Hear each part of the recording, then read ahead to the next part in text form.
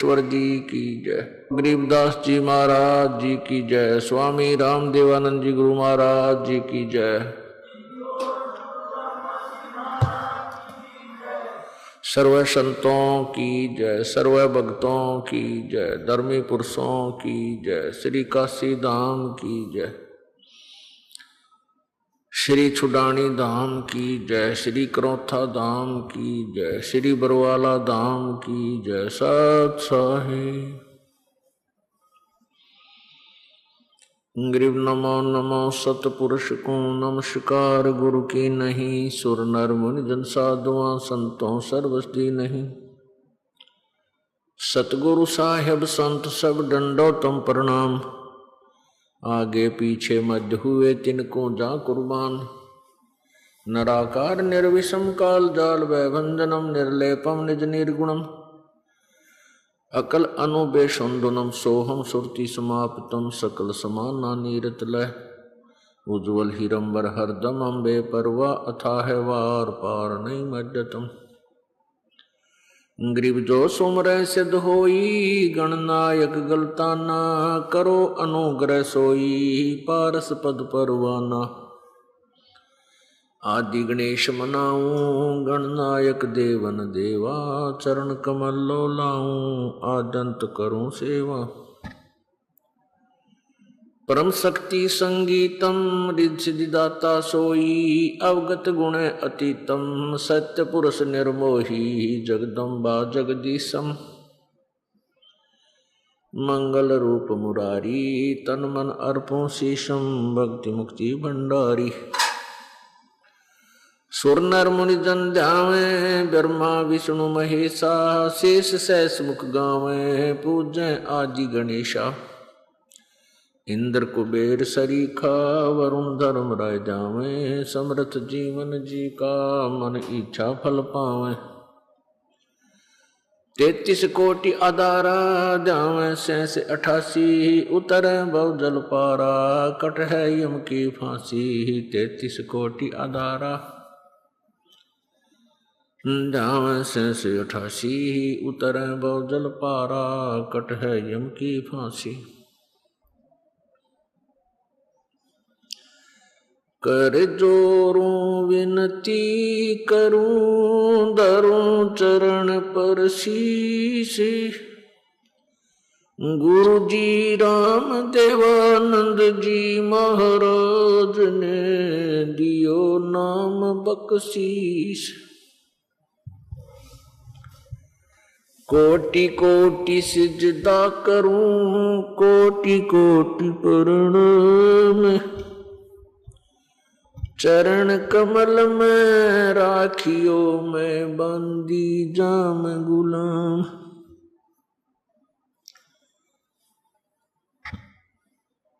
कुत्ता तेरे दरबार का मोतिया मेरा नाम।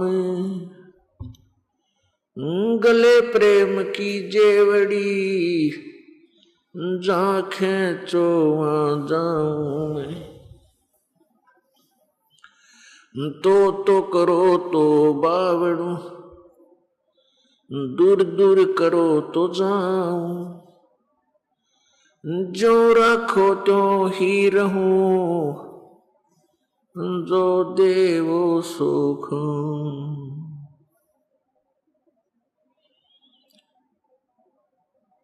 जय इब के सतगुरु मिले सब दुख आँखों रो। चरणों ऊपर शीश धरूं कहूं जो कहनी हो। कबीर गुरु जी मिलेंगे पूछेंगे कुशलात। आद अंत की सब कहूं अपने दिल की बात। गुरु जी तुम ना भूलियो चाहे लाख लोग मिल जाएं। हमसे तुमको बहुत है तुमसे हमको नहीं। कबीर तुमरे विसारे क्या बने किसकी शरण में जाऊं। शिव ब्रंच मुनि नारद तिनके हृदय न समाऊं। अवगुण किए तो बहुत किए, करत न मानी हारे। भावे बंदा बख्श दियो, भावे गर्दन उतार। अवगुण मेरे बाप जी, बख्शो गरीब नवाजी। जो मैं पूत कपूत हूँ, बहुर पिता को लाजे। मैं अपराधी जन्म का, नक्सिक भरे विकारे। तुम दाता दुख भंजना, मेरी करो संवार। राम नाम रटते रहो, जब तक घट में प्राण। कबहू तो दीन दयाल के, बनक पड़ेगी कान। कबीर लूट सको तो लूटियो, राम नाम की लूटी। पीछे फिर पछताओगे, प्राण जहांगे छूट। नहीं भरोसा देह का, विनस जावे छन माही। श्वास उश्वास में नाम जपो, और यतन कछु नाही। कबीर श्वास उश्वास में नाम जपो, व्यर्थ श्वास मत खो। न जाने इसे श्वास को, आवण हो के न हो। परमपिता परमात्मा कबीर देव कबीर साहेब अल्लाहु अकबर जी की असीम कृपा से इस कलयुग के अंदर ऐसे शुभ समागम प्रारंभ हुआ करते हैं। वो आत्माएं बहुत ही पुण्य कर्मी प्राणी हैं, जो इस सत्संग के अंदर पार्टिसिपेट करती हैं, जो इसमें पहुंच जाती हैं, भाग लेती हैं। बहुत ही पुण्य कर्मों से जन्म जन्मांतर के अच्छे शुभ कर्मों के परिणाम स्वरूप इस प्राणी को मानव शरीर प्राप्त होता है। मानव शरीर प्राप्त करके बहुत ही पुण्यकर्मी और प्राणी जो होते हैं, मानव शरीर में भी जो अत्यधिक पुण्यकर्मी प्राणी होते हैं, शुभ संस्कारी होते हैं, उनको सत्संग प्राप्त होता है।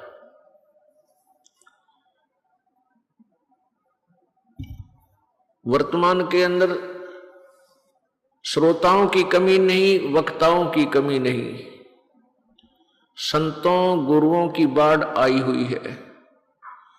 उधर से श्रद्धालु भी बहुत ही श्रद्धा के साथ परमात्मा प्राप्ति के उद्देश्य से सत्संग श्रवण करने के लिए अन्य संतों के पास जाते हैं। उन अन्य संतों के पास सत्संग नहीं है। सत्संग का अर्थ होता है सत्य, जहां पर सत्य ज्ञान प्रचार होता हो। सत्य ज्ञान कौन सा है? जो हमारे सदग्रंथों में विद्यमान है। सदग्रंथ कौन कौन से हैं? पवित्र कबीर देव कबीर साहब उस सच्चिदानंद घन ब्रह्म की अमृतवाणी अर्थात पांचवा वेद, पवित्र चारों वेद, पवित्र कुरान शरीफ, पवित्र बाइबल और पवित्र 18 पुराण, पवित्र श्रीमद् भगवत गीता, ये हमारे सदग्रंथ हैं। ये हमारे सिलेबस है, ये हमारा पाठ्यक्रम है उन पुण्यात्माओं का जो परमात्मा प्राप्ति का प्रयत्न करते हैं, जो स्टूडेंट हैं, श्रद्धालु हैं, डिवोटी हैं। और जो टीचर सिलेबस से बाहर की बातें, बाहर का ज्ञान, बाहर की थ्योरी, सिद्धांत, मनमुखी कहानियां जो विद्यार्थियों को सुनाते और समझाते हैं, वो टीचर ठीक नहीं। वो विद्यार्थियों के भविष्य के नाशक हैं, वो गुरु पद के अधिकारी नहीं हैं। इसी प्रकार जो संत जो गुरु पद प्राप्त करके और शास्त्रों के विपरीत ज्ञान देते हैं, सदग्रंथों से विरुद्ध ज्ञान देते हैं, जिनको कुछ भी पता नहीं सदग्रंथ में क्या बताते हैं, वो संत ठीक नहीं, वो गुरु नहीं है, वो दुश्मन है इस मनुष्य जीवन के, शत्रु है इस अनमोल जीवन के। वो कीड़े हैं, जैसे फसल को कीड़ा खा जाता है, उसको नष्ट कर देता है। वो ऐसे गुरु हैं, ऐसे संत हैं जैसे अमर बेल होती है। आपने अमर बेल देखी होगी, वह कैसी होती है? एक पीले से कलर की बेल होती है जो वृक्षों के ऊपर होती है, और उस बेल के अपने बहुत कम पत्ते होते हैं। वो वैसे पतली सी होती है जैसे धागा सा होता है, जैसे ये सूत होता है, ये राजमिस्त्री प्रयोग करते हैं, इतने मोटा होता है। और वो पीली सी बेल पूरे पेड़ के टहनियों के, छोटी छोटी शाखाओं के और डार के लिपट जाती है, उसके चारों तरफ लपेटे लगा लेती है। वो ऐसी लगती है जैसे ये बहुत ही प्यार करती है इनसे, वृक्ष से, और वो उसके सारे आहार को चूस रही होती है, नष्ट कर रही होती है, और वो वृक्ष सूख जाता है, नष्ट हो जाता है। ऐसे ही ये संत जो नकली गुरु, नकली संत, नकली महर्षि हैं, इनकी बोलने की शैली, इनके जो है व्यवहार से ऐसा लगता है जैसे बहुत ही अच्छी आत्मा है और इनका उद्देश्य बहुत ही परोपकार का है, लेकिन वो उन शिष्यों के ऊपर, अपने अनुयायियों के ऊपर वह अमर बेल की तरह लिपटा हुआ है, उनके जीवन को नष्ट कर रहा है।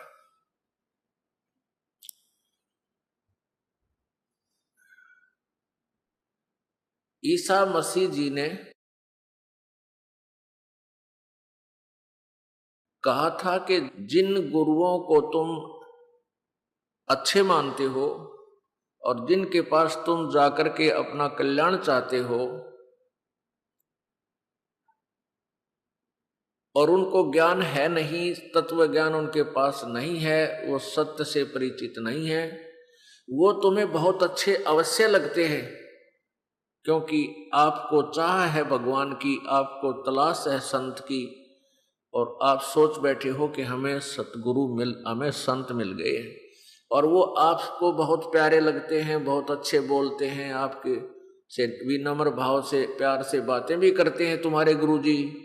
वो ऐसे हैं जैसे तुम्हें वो भेड़ दिखाई देते हैं, यानी बहुत शरीफ, बहुत ही अच्छी, लेकिन वो भेड़िए हैं जो तुम्हारे जीवन को खा रहे हैं। ऐसा ही जानो, वर्तमान के जितने भी संत हैं ये आपको अच्छे लगते हैं क्योंकि आप स्वयं अच्छे हो, आपके अंदर दोष नहीं है, तो आपको सामने वाला संत भी अच्छा ही नजर आता है। और आपको अध्यात्म ज्ञान है नहीं, आध्यात्मिक ज्ञान नहीं है, इसलिए आपको ये नहीं लग रहा कि ये संत गलत बोल रहा है, क्योंकि आप श्रद्धालु हैं, आप डिवोटी हैं। और स्टूडेंट अध्यापक की किसी भी थ्योरी में, किसी भी उसके ज्ञान में, उसकी कथा में स्टूडेंट यानी विद्यार्थी कोई शंका व्यक्त नहीं करते, क्योंकि विद्यार्थी यही सोच कर बैठे रहते हैं कि जो टीचर बता रहा है ये सत्य है, और उसको लिख लेते हैं, उसको रिमेंबर कर लेते हैं, घोट लेते हैं। ये स्वभाव होता है और होना भी चाहिए। लेकिन ये वर्तमान के संत और गुरु ये पूर्ण रूपेण सदग्रंथों से अपरिचित हैं। ये सिलेबस ना समझा करके दंत कथा आपको सुना रहे हैं, इसलिए उनके पास सत्संग नहीं है। वो कहते सत्संग ही हैं और बोर्ड भी सत्संग का ही लगाते हैं, सत्संग सथल वो लिखते हैं, और सतगुरु अपने उपाधि भी लिखते हैं, लेकिन वो ना सतगुरु हैं, न ही उनके पास वो सत्संग है। इसलिए ये दास आपको ये समझाना चाहता है कि सत्संग और सतगुरु के बिना जीव का उद्धार नहीं हो सकता। अब देखिएगा, जिनको हम संत मानते हैं और जो सत्संग करते हैं और करते थे,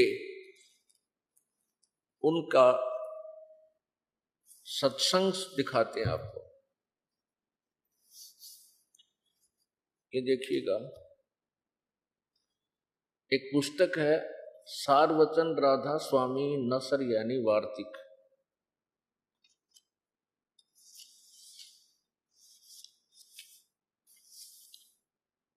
ये वही पुस्तक है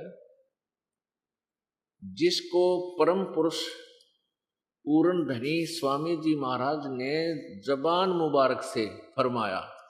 यानी स्वामी जी महाराज यानी शिवदयाल जी महाराज, जो कि फाउंडर ऑफ राधा स्वामी पंथ यानी राधा स्वामी पंथ के प्रवर्तक हैं, उनके वचन हैं, सो सत्संगों में सुनाया करते थे। और जो बाई इज्जत राधा स्वामी ट्रस्ट द्वारा छपाई गई है।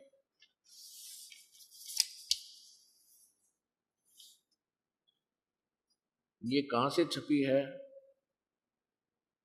राधा स्वामी ट्रस्ट, राधा स्वामी आगरा, राधा स्वामी ट्रस्ट दयाल या आगरा से। यहां देखो, ये नीचे है, मुद्रक है दी कॉरपोरेशन प्रेस, कोरोनेशन प्रेस, छिल्ली ईंट रोड, आगरा। फोन नंबर ये। राधा स्वामी दयाल की दया, राधा स्वामी सहाय, खुलासा उपदेश हजूर राधा स्वामी साहब का। अब इसने जो बोला है सत्संग में, जो सत्संग किया है इस महापुरुष ने, शिवदयाल जी ने, वो यहां से शुरू होता है। यह जगत नासवान, यह जगत नासमान है और सब असबाब भी इसका नासमान है। यहां से शुरू, ये दफा एक, दफा एक। फिर इस दफा एक में क्या लिखा है? सिर्फ काम इतना है कि इंसान यानी मनुष्य अपनी सुरत यानी रूह को उसके खजाने निकास यानी मुकाम सतनाम, यहाँ मुकाम सतनाम, सतनाम को स्थान बताया है, और राधा स्वामी को भी मुकाम यानी सतनाम बताया है, मैं पहुंचावे। बस आगे देखो। अब दफा नंबर 3।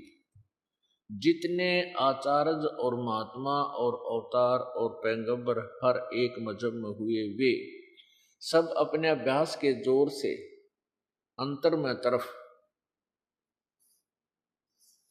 ये प्रश्न नंबर 3 पर, 2 और 3 पर पढ़ा आपने। ये 2 है इसका भाग 1 का, और ये 4 पे सारवचन राधा स्वामी वार्तिक।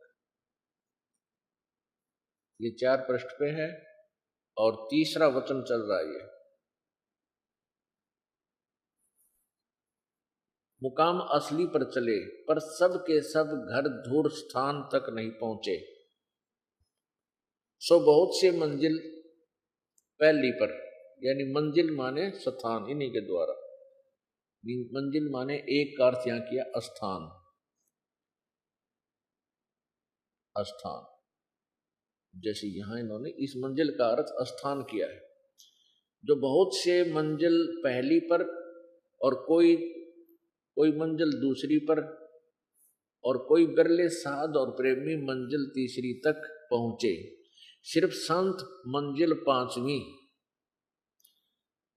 यानी सतनाम, यानी मंजिल माने स्थान, पांचवें स्थान सतनाम यानी सतनाम पर और कोई बिरले संत मंजिल यानी आठवें यानी राधा स्वामी, आठवें स्थान राधा स्वामी पद तक पहुंचे। राधा स्वामी पद भी स्थान है, मंजिल माने स्थान, पहुंचे।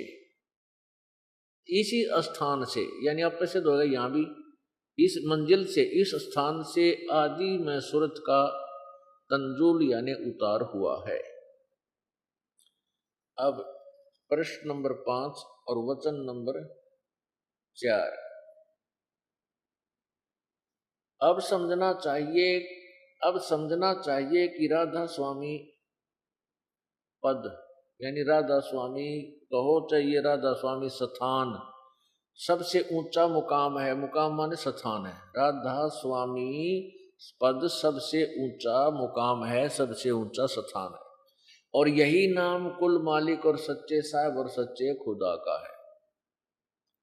राधा स्वामी स्थान भी है, राधा स्वामी खुदा का नाम है। ठीक, आगे। और इस मुकाम से 2 स्थान नीचे, यानी इस राधा स्वामी स्थान से 2 स्थान नीचे सतनाम का मुकाम है। सतनाम वहां स्थान बता रहे थे, अब स्थान का स्थान है। इस सतनाम को स्थान कहो इन्हीं के सिद्धांत से। ये देखो इस पृष्ठ पे, दूसरे पे भी नहीं, इस 4 पृष्ठ पे ही ये क्या कह रहे हैं, मंजिल 5वीं यानी स्थान सनातन सतनाम पर क्या है कि और प्रेमी मंजिल बिरले साधक और प्रेमी मंजिल तीसरी तक पहुंचे। सिर्फ संत मंजिल 5वीं यानी सतनाम पर। अब सतनाम माने न मंजिल का अर्थ स्थान, इन्हीं के शब्दों में। तो ये इस सतनाम 5वें मंजिल कहो चाहे स्थान कहो, 5वें स्थान पर। और ये क्या कहते हैं यहाँ पर, और ये राधा स्वामी मंजिल यानी मंजिल 8वें स्थान राधा स्वामी पद। तो यहाँ क्या कह रहे हैं कि अब समझना चाहिए कि राधा स्वामी पद, राधा स्वामी स्थान सबसे ऊंचा स्थान है। स्थान सबसे ऊंचा स्थान है। राधा स्वामी पद यानी राधा स्वामी स्थान सबसे ऊंचा स्थान है। यानी फिर यही नाम कुल मालिक और सच्चे साहिब और सच्चे खुदा का है। यानी ये राधा स्वामी को स्थान भी है यो और नाम भी है सच्चे भगवान का और सच्चे खुदा। और इस मुकाम से यानी स्थान से 2 स्थान नीचे सतनाम का स्थान है। अरे थारा गजब। अब सतनाम खुद स्थान है, फिर इसका क्या स्थान होता।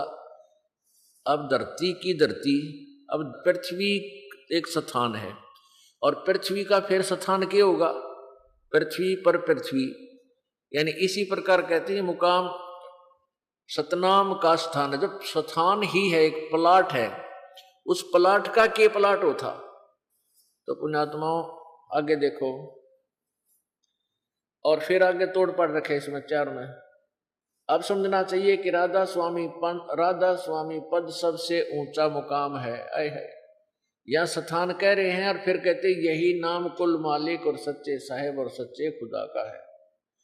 इस राधा स्वामी स्थान से 2 स्थान नीचे सतनाम का स्थान है। यानी सतनाम का स्थान, यह सतनाम को स्थान भी कह रहे हैं, फिर स्थान का स्थान है। और इस सतनाम को आगे क्या क्या बोला है। अब सतनाम का स्थान क्या हो गया। अब खुद यहां सतनाम को पहले 4 पे सतनाम को स्थान बता रहे हैं। सिर्फ संत मंजिल यानी स्थान, ये मंजिल का अर्थ इन्होंने यहां स्वयं स्थान किया है। मंजिल माने स्थान, तो इसका अर्थ है मंजिल माने स्थान। यानी मंजिल सिर्फ संत मंजिल 5वीं यानी सतनाम, यानी पांचवें स्थान, मंजिल कहो चाहे स्थान, सतनाम कहो चाहे स्थान कहो या मंजिल कहो। तो यहां तो स्थान बोल रहे हैं, इसी स्थान से, इसका अर्थ स्थान। तो कहते हैं सतनाम का स्थान। अब स्थान का स्थान है, इनका सत्संग सुना रहा हूं आपको, इन नकलियों का। और जिसको सत्संग समझकर प्राणी वहां जाते हैं, सत्संग नहीं है वो कुसंग है। अब देखना, और इस सतनाम के विषय में आगे डिफाइन किया है, कितना लंबा चौड़ा, और आगे इसको विस्तार से कहा है कि सतनाम का मुकाम है जिसको, यानी सतनाम को और क्या क्या बोला है, जिसको संतों ने सतलोक और सचखंड और सारसबद और सतसबद और सतनाम और सतपुरुष करके बयान किया है कोई सर पैर इनके सत्संग का। अब सतनाम का मुकाम है, और इस सतनाम को स्थान भी कह रहे, कहते इस स्थान को, इस सतनाम को संतों ने सतलोक भी कहा है सतनाम को, और सचखंड भी, और सार शब्द भी, और सत शब्द भी, और सतनाम भी, सतनाम को सतनाम भी, और सतपुरुष भी कहा है करके बयान किया है। आगे देखो, इससे मालूम होगा कि यह दो स्थान, यानी सतनाम और राधा स्वामी, ये दो स्थान विश्राम संत और परम संत के हैं, और संतों का दर्जा इसी सबब से सबसे ऊंचा है। इन स्थानों पर माया नहीं है और मन भी नहीं है, और ये स्थान कुल नीचे की स्थानों और तमाम रचना के मुहित हैं, यानी सब रचना इनके नीचे और इनके घेरे में है। राधा स्वामी पद को अकय और अनाम भी कहते हैं। राधा स्वामी स्थान को अकय लोक और अनाम लोक भी कहते हैं, क्योंकि यही पद अपार अनंत और अनंत और अनादि है, और बाकी के सब मुकाम इसी से प्रगट यानी पैदा हुए हैं राधा स्वामी तय। और यह सच्चा लामकान, जिसको स्थान भी नहीं कह सकते, इसी को कहते हैं। अरे वाह, सच्चा लामकान, लामकान माने जैसे लाजवाब, जिसका कोई जवाब ना हो, इब कहते हैं ये इसको स्थान भी नहीं कह सकते, सच्चा स्थान भी नहीं कह सकते, यह सच्चा लामकान। लामकान माने लाजवाब, जिसका कोई जवाब ना हो, यानी इसका कोई स्थान ना हो, और इसी जिसको स्थान भी नहीं कह सकते, और इसी को कहते हैं। तेरा गजब हुई अपने आत्माओं, ये तो सत्संग आपने सुन लिया एक राधा स्वामी पंथ के प्रवर्तक परम धनी हजूर स्वामी जी शिवदयाल जी महाराज का यो सत्संग, और इसी से एक अलग से ब्रांच बनी है सच्चा सौदा सिरसा, डेरा सिरसा वालों का, जिनको धन धन सतगुरु भी कहते हैं। उन्होंने क्या कमाल किया है ये, क्योंकि यो एक ही उसी शिवदयाल जी महाराज जी के विचारों पर आधारित ये धन धन सतगुरु वाले संत हैं, उन्हीं के ज्ञान से आधारित हैं। और ये भी सचखंड सतलोक का ठेका ले रहे हैं, राधा स्वामी वाले भी सतलोक और सतपुरुष का ठेका ले रहे हैं, और ये धन धन सतगुरु वाले भी। ये देखिएगा, ये पुस्तक है सचखंड की सड़क। अब इन मत में ज्ञान तक इसे ना आया को नहीं, ये बुरा हाल कर रखा है इनके श्रद्धालुओं ने, उन्हें लाकर डाली हमारे पास ये धन धन सतगुरु तेरा ही आसरा, सचखंड की सड़क। पुस्तक का नाम तो ऐसा है ना, पहला भाग, और इसके लेखक कौन है? दासन दास हजूर महाराज सतनाम सिंह जी, हजूर महाराज सतनाम सिंह जी, डेरा सच्चा सौदा सिरसा हरियाणा, ये इसके लेखक है। और इसके ये 226 पृष्ठ पे, सचखंड की सड़क 226 पृष्ठ पे, और ये भाग पहला है, सचखंड की सड़क है, पृष्ठ 226 है। इस शब्द का अनुवाद किया है, अलख अनामी आया सारे देश छोड़ के जी छोड़ के, मैं आया रे तेरे लिए प्यारे देश छोड़ के। आगे इसका अनुवाद किया है, यह क्या, अलख अनामी आया सारे देश छोड़ के जी छोड़ के, मैं आया रे तेरे लिए प्यारे देश छोड़। इसका अनुवाद कराया है। त्रिलोकी स्थूल सूक्ष्म और कारण, इसको त्रिलोकी का है, ये है तरह के जो त्रिलोकी तक की सारी रचना काल निरंजन ने की है। अब संतों का देश सचखंड या सतलोक है, बिल्कुल ठीक, और वही सतपुरुष या आदि पुरुष का स्थान है। अब ये लोग हैं कि ये सतलोक जो है सचखंड है, ये सतपुरुष या आदि पुरुष का स्थान है, सबसे पहले वाले भगवान का। वह अजर अमर अविनाशी और सदा एक रस है। ये सचखंड के बारे में बोल रहे हैं, सतलोक के बारे में। वहाँ चेतनता ही चेतनता है, प्रकाश ही प्रकाश है, और कुछ नहीं है, केवल प्रकाश ही प्रकाश है। और नीचे पिंड तक की कुल रचना का आदि और अंत वही है। ये सतलोक के बारे में चल रही है सारी कहानी। और उसी को यानी सतलोक को, उसी को सतनाम, सत शब्द और सार शब्द कहा जाता है।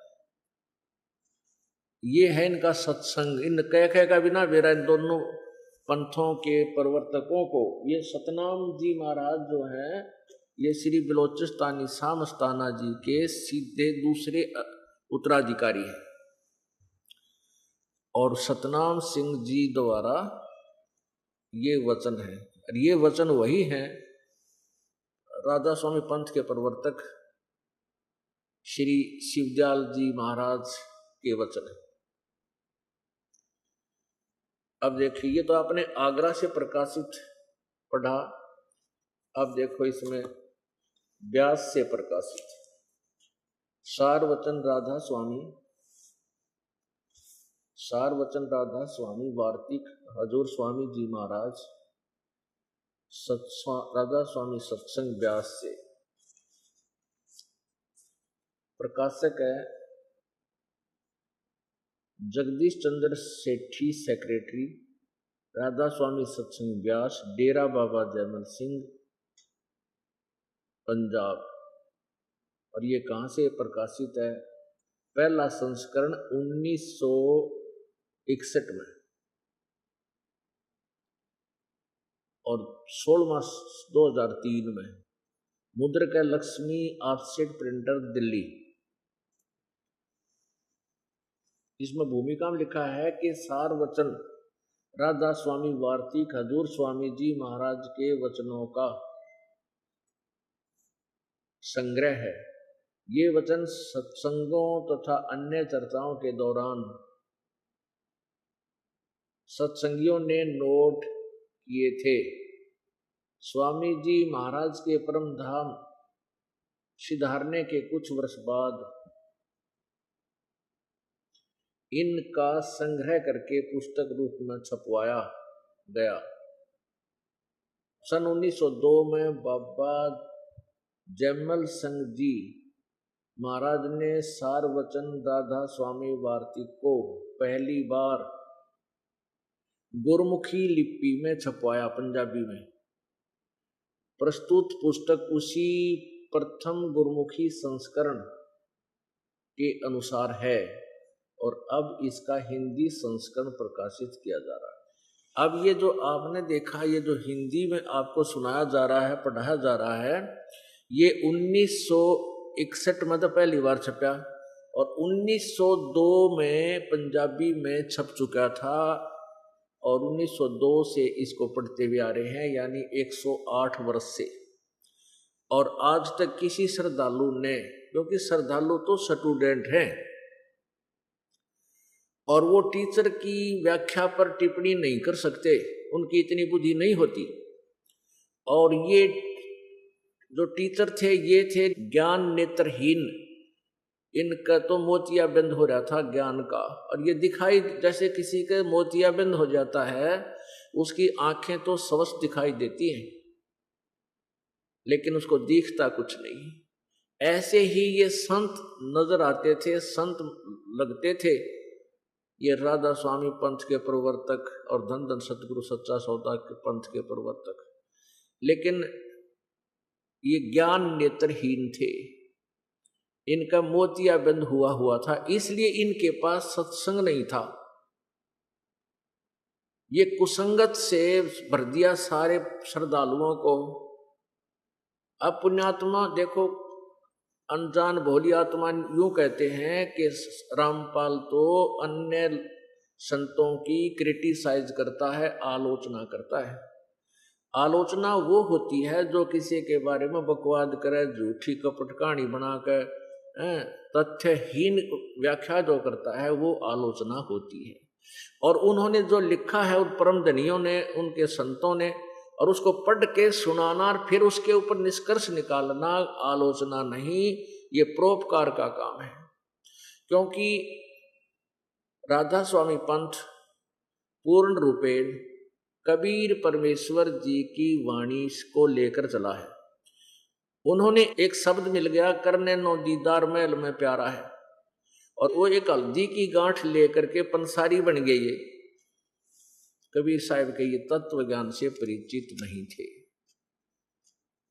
अपनात्मा, अब कबीर साहब की वाणी, सदग्रंथ, पवित्र वेद, पवित्र गीता जी, पवित्र गुरु ग्रंथ साहिब, उनको साथ साथ दोनों को, यानी इन नकलियों गुरुओं की व्याख्या, इनका अपना सिद्धांत, और सदग्रंथ यानी पाठ्यक्रम की पुस्तकों में, उन सदग्रंथों में लिखे लेखों को, दोनों को तुलनात्मक तरीके से आपके समक्ष रूबरू किया जा रहा है।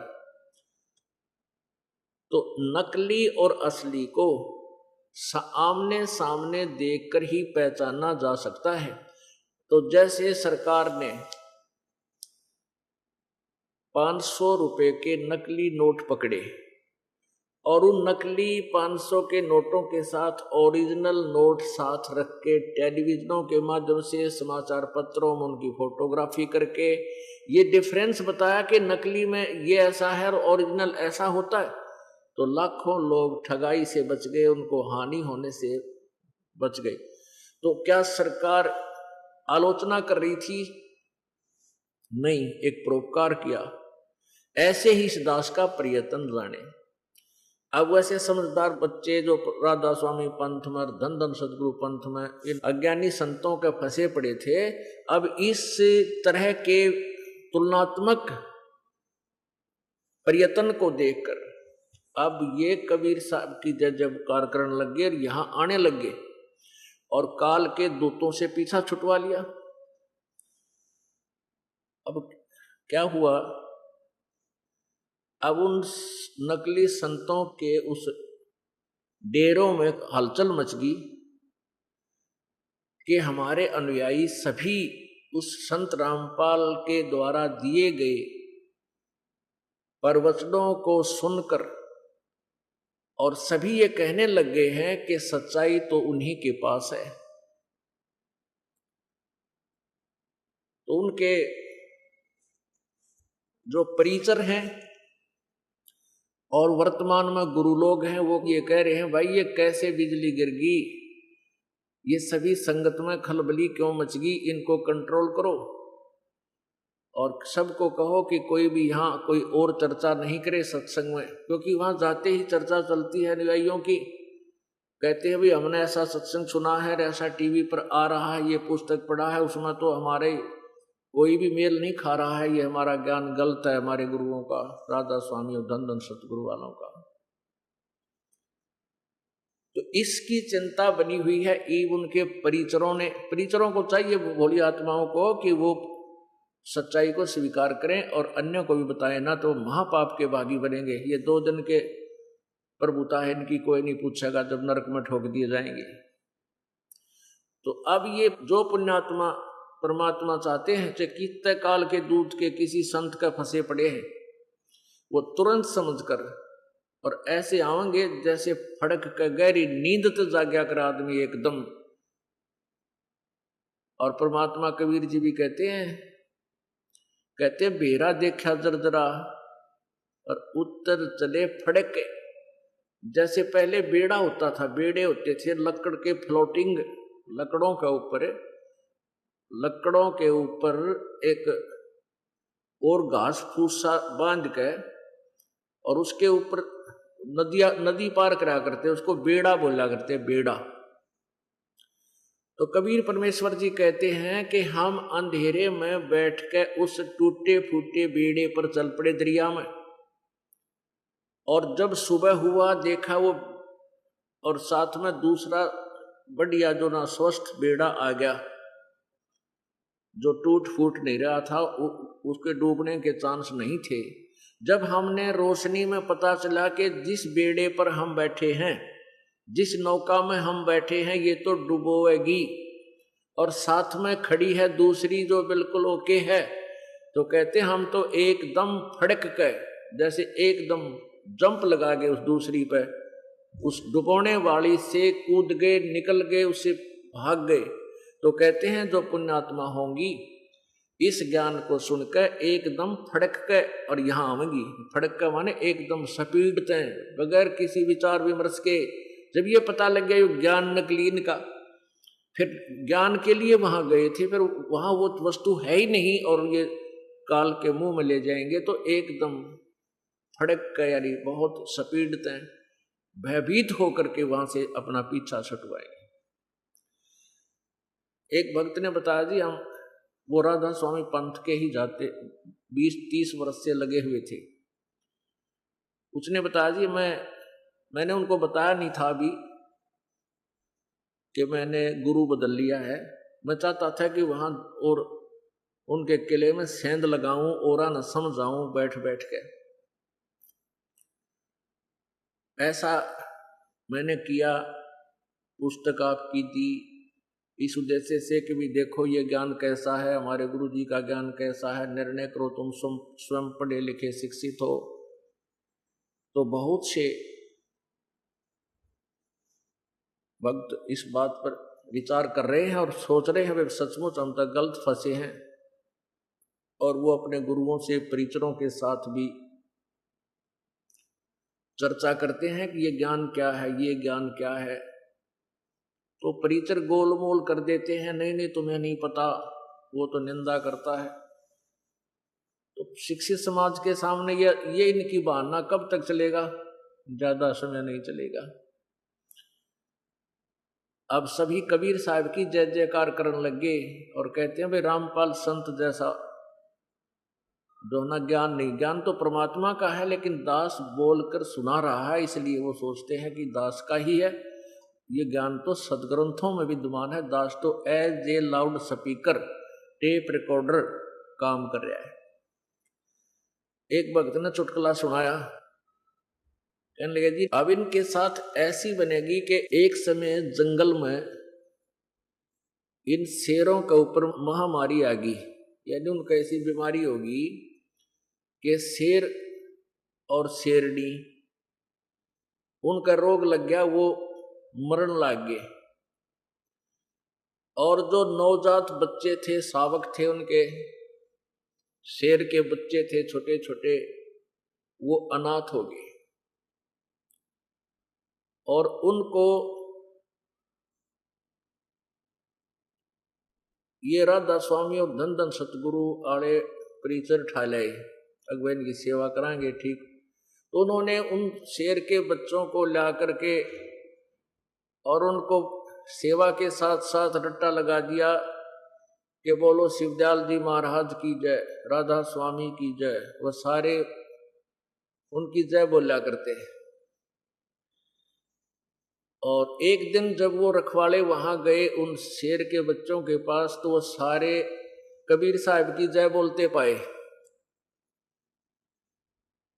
तो उन सेवादारों ने आके गुरुजी से बताया कि गुरुजी आज तो चाला हो गया, कमाल हो गया। गुरुजी ने पूछा भाई के कमाल हो गया? कि जितने भी वो शेर के बच्चे हैं सारे के सारे कबीर साहब की जय बोल रहे हैं, अब राधा स्वामी दयाल की जय नहीं बोल रहे। गुरुजी ने पूछा भाई नो के ऊपर बिजली पड़ गई, क्या बात होगी? नो बोला जी उनकी आंख खुल गई। अब उनकी आंख खुल गई, आंख खुले पाछे बोलने लगे, पहले तो हम जैसे कहते थे वैसे ही वो कर रहे थे। तो अब इन पुण्यात्माओं की आंख खुलने लगी, अब छोड़ देंगे वो उन नकलियों की जय बोलना, जिनका ज्ञान भी कैक है, कुछ भी पता नहीं उनको, उनके पास सत्संग नहीं। अब देखो, अब व्यास जी से जो व्यास से सत्संग चल रहा है वो सुनो, व्यास का सत्संग, ये सार वचन वार्तिक, ये है प्रकाशक, अभी आपको दिखाया था, जगदीश चंद्र सेठी सेक्रेटरी, राधा स्वामी व्यास, सत्संग व्यास, डेरा बाबा जयमल सिंह, पंजाब, इतना। ये 1961 1902 राधा स्वामी सत्संग व्यास, पहला संस्करण 1961 में, 16वां संस्करण 2003 में, और ये यहां से छपा है, printed in India by Lakshmi offset printers, Delhi से। इन्होंने क्या कहा है कि 1902 में ये पहली बार छपा था। सारवचन राधा स्वामी वार्तिक हजूर स्वामी जी महाराज के वचनों का संग्रह, शिवदयाल जी के वचनों का संग्रह है। यह वचन सत्संगों और अन्य चर्चाओं के दौरान सत्संगियों ने नोट किए थे। स्वामी जी महाराज के परम धाम सिधारने के कुछ वर्ष बाद इनका संग्रह करके पुस्तक के रूप में छपवाया गया। सन 1902 में बाबा जयमल सिंह जी ने सारवचन राधा स्वामी वार्तिक को पहली बार गुरुमुखी लिपि में छपवाया, यानी 1902 से पढ़ी जा रही है। 108 वर्ष से इस अड़ंगे ने पढ़ते आ रही है, बड़ी आत्माएं। अब किसके थे ये वचन, नीचे देखो इसी के भूमिका में।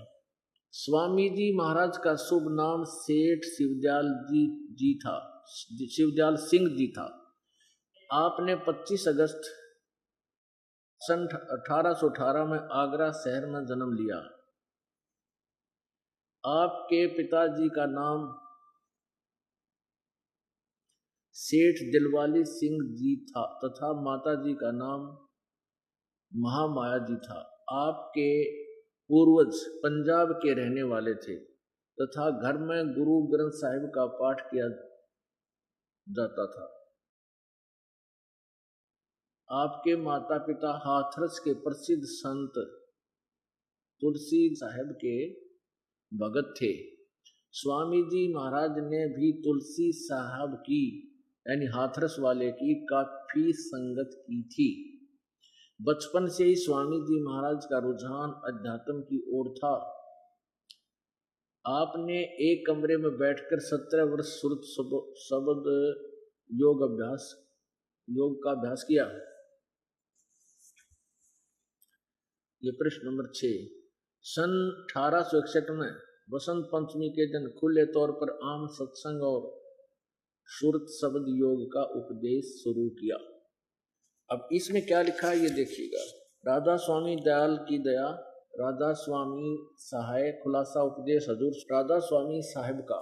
ये शिवदयाल को राधा स्वामी भी कहते हैं और शिवदयाल जी भी कहते हैं और इसको सथान भी कहते हैं। अब देखिएगा ये वचन दफा यहां से शुरू हुआ। 1, सिर्फ काम इतना है कि इंसान यानी मनुष्य अपनी सूरत यानी रूह को उसके खजाने और निकास यानी मुकाम सतनाम, मुकाम सतनाम और राधा स्वामी में, ये दोनों मुकाम हो गए भाई, राधा स्वामी भी और सतनाम भी। अब प्रश्न नंबर 14 पे सारवचन वार्तिक पहला भाग, जो का तुम वचन 3।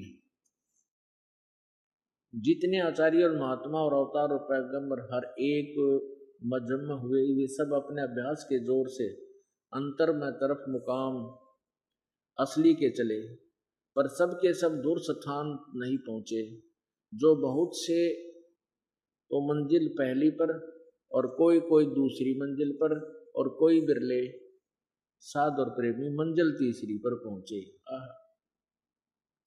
और सिर्फ संत मंजिल 5वीं यानी सतनाम 5वें स्थान सतनाम पर पहुंचे।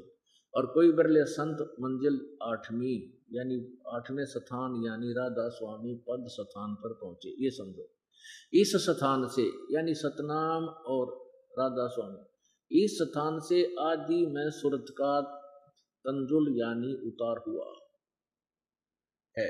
बस आगे देखो। अब चौथे वचन में पृष्ठ 15 पर भाग पहला। अब समझना चाहिए कि राधा स्वामी पद सबसे ऊंचा स्थान, मुकाम स्थान है, और यही नाम कुल मालिक और सच्चे साहेब और सच्चे खुदा का है।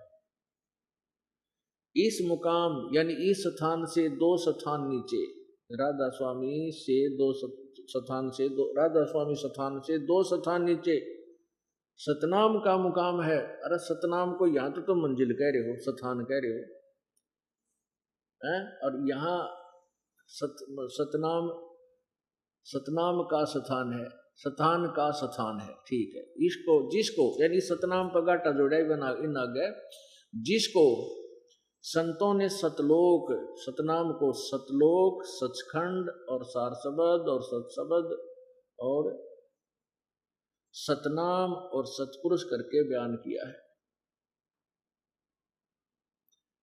बताओ, इस सतनाम ने कितना स्थान बताए हैं, फिर कहे इसी को सचखंड, सतलोक, सतसार शब्द, सतशब्द और सतनाम और सतपुरुष करके बयान किया है। इससे मालूम होगा कि यह 2 स्थान, ये सतनाम और राधा स्वामी स्थान, ये विश्राम 2 स्थान विश्राम संत और परम संत के हैं, और संतों का दर्जा इसी सबब से सबसे ऊंचा है। इन स्थानों पर माया नहीं है और मन भी नहीं है, और यह स्थान कुल नीचे के स्थानों और तमाम रचना के मुहित है और है, यानी सब रचना इसके नीचे और ये घेरे में। आगे देखो, राधा स्वामी पद, इस राधा स्वामी स्थान को अकै अनाम भी कहते हैं, क्योंकि यही पद अपार अनंत अनादि है। बाकी के सब स्थान मुकाम इसी से प्रगट हुए यानी पैदा हुए हैं। और सच्चा लामकान, इस राधा स्वामी को क्या कहे हैं, सच्चा लामकान। लामकान का अर्थ होता है लाजवाब, यानी जहाँ जिसका कोई जवाब नहीं, यानी लामकान जिसका कोई मकान ना हो, सच्चा लामकान। इस मुकाम सब मुकाम इसी से प्रकट हुए हैं, और सच्चा लामकान जिसका कोई मकान ना हो, मकान, और जिसको स्थान भी नहीं कह सकते। अरे वाह, मकान माने क्यों, मकान माने भी जगह वो है, घर।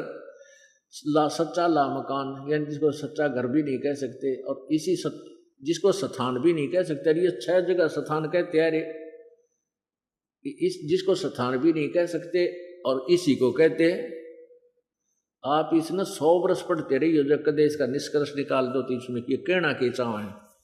और इनको परम संत और सत्संग करने वाले विद्वान पुरुष कहा जाता है। तो पुण्यात्माओं, ये सौभाग्य है आपका कि आपको सत्संग मिला। अब प्रसंग प्रारंभ हुआ था कि सबसे पहले तो पुण्यकर्मी आप इसलिए हो कि आपका जन्म मनुष्य का है, और भी पुण्यकर्मी प्राणी हो आप सभी श्रोता जिनको ये सत्संग सुनने को मिल रहा है। अन्य पुण्यात्माएं, भोली आत्माएं जो सत्संग समझ कर उन ज्ञान नेत्रहीन प्राणियों के पास उनको गुरु समझकर पहुंच गए हैं, दुर्भाग्य है उन भक्त आत्माओं का जो अपने मनुष्य जीवन को बर्बाद कर रहे हैं, व्यर्थ कर रहे हैं। क्योंकि उन साधनाओं से जो साधना और जो ज्ञान इस शिवदयाल जी महाराज यानी परम धनी का है, उससे उसको क्या फल मिला, वो प्रेत बना। शिवदयाल जी प्रेत बने तो अन्य साधक क्या बनेंगे? वो तो बहुत पुण्यकर्मी प्राणी थे, पिछले जन्म जन्मांतर के, जो उनकी वचन में शक्ति थी, बहुत से लोग उसके साथ लग गए, और जैसे पिछले जन्म के पुण्य थे, जब तक वो चले तो उसका खूब बोलबाला रहा और अंत में जब बैटरी डिस्चार्ज होगी उसके पुण्य अक्षीण हो गए और स्वयं भूत बना।